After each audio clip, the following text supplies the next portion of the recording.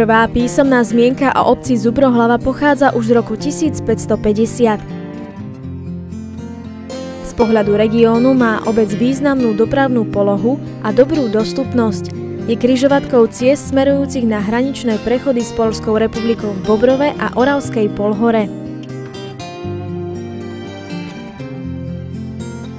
Zubrohlava vyniká svojimi kultúrnymi pamiatkami, z ktorých najväčšou a najcennejšou je rímskokatolický barokový kostol, zasvetený svätým apoštolom Petrovi a Pavlovi, postavený v rokoch 1754 až 1761. V kostole sa nachádza vzácny orgán, polychromovaná drevorezba z prelomu 18. a 19. storočia.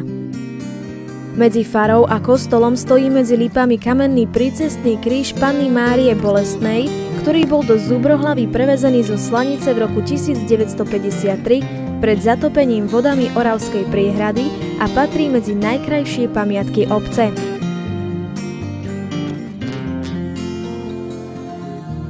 Medzi ďalšie pamiatky obce patria kaplnka blahoslavenej Panny Márie oproti cintorínu, stĺp svätého Jána Nepomuckého, povyše kostola stojí medzi lípami, kaplnka svätej Trojice na križovatke ulic Lazovej a Kunstovej. Plátenickú históriu obce dokumentuje bývalý plátenický a richtársky dom Kovalčíkovský, nachádzajúci sa na križovatke ulic Výhonovej a Vyšnej.